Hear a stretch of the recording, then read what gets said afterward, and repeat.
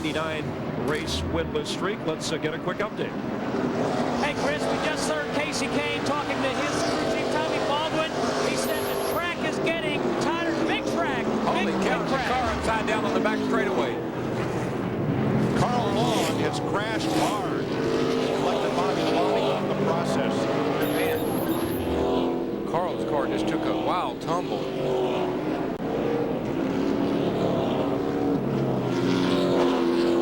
Joe Nemechek. Oh, he's okay. Yeah, Nemechek, Wow. Nemechek was up in that too somehow.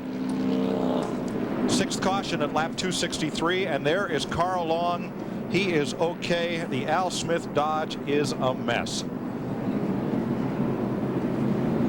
I'll tell you what, it's been a long time since the last time I saw a car tumble down the back straightaway like that was Bobby Allison in the Mercury of Roger Penske's in about 1976, I think it was here. Bobby took a wild ride down the back straightaway, very similar to that. It's something you just don't see. Not here. He climbed up that, what happened is he climbed up that wall and he got the thing up on that wall. It just started turning, turned over and started tumbling. You know, Paul Wolf in qualifying the other day in the Busch Series climbed that wall. He just about turned over, but did not. Let's see if we can figure out what happened here, guys. Get a look at this. There's Bobby Labonte. The blue car in front, 46. 46. Somebody hits. Oh, he just gets hooked. Yep. Yeah. Brendan Gaughan got into the back of Joe Nemechek in the 01. Brendan Gaughan in the 77. And Carl Long goes for the wild ride. And that's all on driver's side right there, sliding down the racetrack. Now she starts to tumble.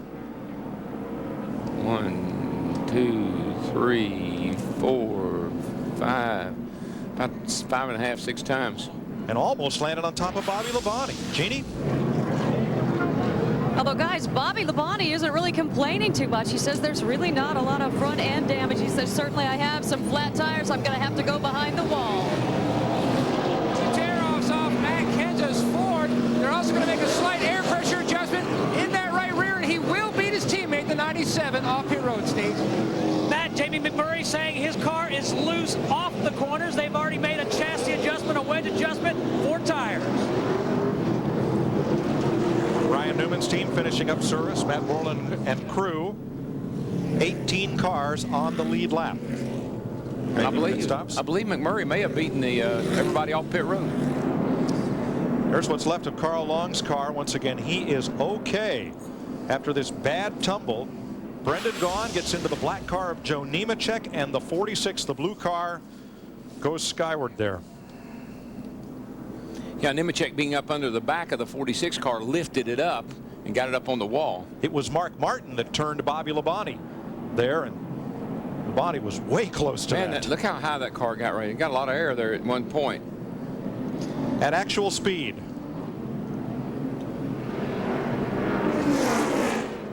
Just run out of room back there. I mean, you're probably running well over 150 miles per hour right there in that area.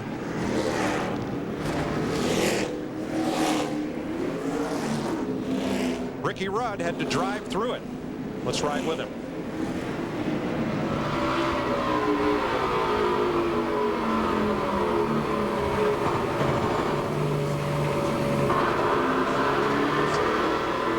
That's when you call your crew and you say, you won't believe what I just saw.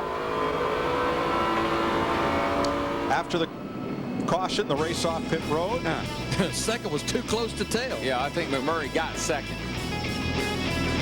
Caution out for Carl Long's crash.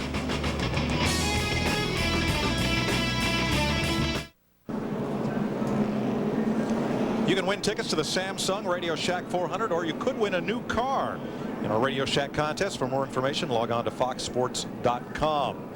Carl Long is the most recent retiree from this race. He joins Kyle Petty, Dale Jarrett, Jimmy Johnson, Kirk Shelmerdine, and Joe Ruttman in the garage because of this.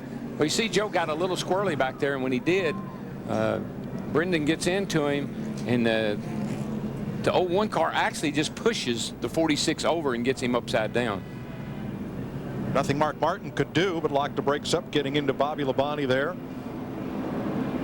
And Jeannie is with the driver of the 46, Carl Long. Yeah, Carl Long, first thing I said to you, I was glad to see that you're doing okay here. One of the most wild rides I think people have seen here at Rockingham. Well, I'm glad to give them the highlight reel show then, but it won't do too much for me racing much anymore. That was the only Cup car I had right now, and I don't know exactly what happened out there. I thought I'd give everybody room and was just trying to ride and finish a race and basically racing Andy Hillenberg and trying to get any other positions I could get. And without a sponsor and without any help, that wasn't the way I wanted to finish today. I don't know who somebody on the other Cup teams, they give me some scuffed tires and stuff, so I owe somebody for 4 wheels now. All right, but you got a website and he's taking donations, Larry. Yeah, Jeannie, I mean, it breaks my heart. DW, you'll relate to this. I mean, he works a regular job. He's the car chief for David Starr's Craftsman Truck Series team. He said he looked at the entry list earlier in the week, saw there didn't have a lot of entries, drugged this car out, got some friends to help him get it down here. He bought the engines from Petty Enterprises over 2 years ago. It hadn't had valve springs put on it in over a year, and it just breaks your heart to see. We may not know when he'll be back racing because, as he said, this is his only race car. And he's a really good kid. I mean, I worked with him over at Charlotte a couple years ago, and he let me drive his car in the 600. Got a big heart, good kid, unfortunately. Here's Jeff. Mike, we just got through seeing the big crash that Carl Long just went through, and one of the reasons why he was able to jump out of that race car and walk to the ambulance is because of the integrity of these race cars. Take a look, I'm sitting inside basically a cocoon. Notice right quickly how my head is restrained because of the seat. Keeps your head from flopping around in the bench. You're flipping upside down. Also, you see all the 1 3/4 roll bar tubing that goes into building these race cars, and it's built around their head as well as down the doors, all the way around the driver. It's all constructed with one thing in mind. In the event you have an accident like that, or like the one we saw Michael Waltrip go through at Daytona, you can walk away from one of these and go get yourself checked out at the Infield Care Center and be ready to race next week. And Jeannie assured Carl Long he did nothing wrong. He was down into the inside, and 2 cars got together behind him with a tough break. And we just want to show you our cutaway, our car, a lot like Jeff Hammond's. I mean, look at all of these bars right here. And you look at this bar here, the halo bar. I mean, the bar runs all the way around the top of him, and that's the reason that he was protected in there, along with that cocoon that Jeff Hammond was sitting in with all the headrests and everything. And all those are 1 3/4 bars, seamless tubing, 95 thousandths wall welded together. Been using this cage for a long time, just kept it improving. A hard roll for Carl Long. Fortunately, he is okay. One race today at the Rock, the champ just as consistent. On lap 210, Big Brown having problems. Dale Jarrett in the 88 UPS car, engine problems. He takes off into the infield. And then, of course, 54 laps later, Joe Nemechek and Carl Long get themselves in a cluster. Long goes airborne, barrel rolling, finally landing on his roof. He walked away from the accident. Then with 43 laps to go, Robbie Gordon in the 31 car gets up on its side after smacking Jeff Green in the 43 car. Gordon slides towards the infield, hitting the wall. But it was Matt Kenseth who led for a race-high 259 laps, only to be challenged in the end by rookie Casey Kane. Get to know this guy. But it was the 17 car that won it by a nose and 1/100th of a second. The 4th closest race in series history.